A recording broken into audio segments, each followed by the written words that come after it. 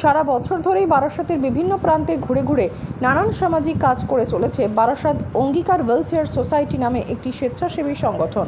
পঞ্চমীর সন্ধ্যায় তাদের উদ্যোগে প্রধানমন্ত্রী নরেন্দ্র মোদীর ৭৫তম সেবা পক্ষকাল উপলক্ষে দুর্গাপূজাকে সামনে রেখে ৫০০-র অধিক দুস্থ মানুষের হাতে বস্ত্র বিতরণ করা হয়। বারাসাত কলোনি মোড়ে এক অনুষ্ঠান মঞ্চ থেকে এই বস্ত্র বিতরণে যাতে সবাই ঠিক মতন বস্ত্র নিতে পারেন তার জন্য সজাগ ছিলেন সংগঠনের সভাপতি তথা বিজেপি নেতা শঙ্কর চ্যাটার্জি সহ সংগঠনের সদস্য ও সদস্যরা।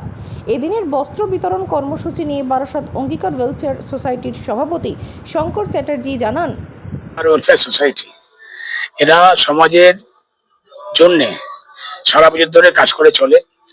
এখন যেটা আমরা করলাম আজকে সেটা হচ্ছে প্রধানমন্ত্রীর জন্মদিনের উপলক্ষে সেবা পক্ষকাল চলছে, সেই উদ্দেশ্যে আমাদের এই কর্মসূচি।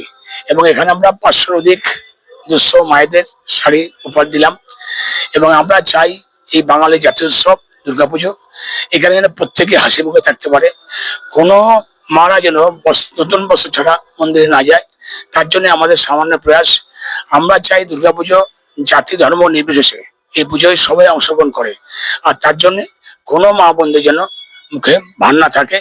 তার জন্য আমরা প্রত্যেক বছর এই পঞ্চমীর দিনে এই কলোনি মোড়ে আমরা ৫০০-র অধিক শাড়ি আমরা উপহার দিই। তারই অঙ্গ প্রধানমন্ত্রী সেবা পক্ষকালের একটা অঙ্গ হিসাবে আমরা এই কর্মসূচি আজকে পালন করলাম।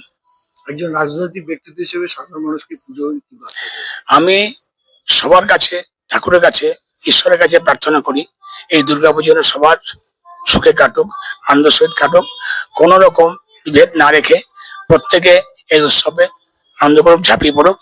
সবাই আমরা এই দুর্গাপুজোয় ৪ দিন আমরা ভালোভাবে শান্তিতে ঘুরে ফিরে মায়ের দর্শন করে কাটাতে পারি, এই প্রার্থনা ঈশ্বরের কাছে আমার থাকবে।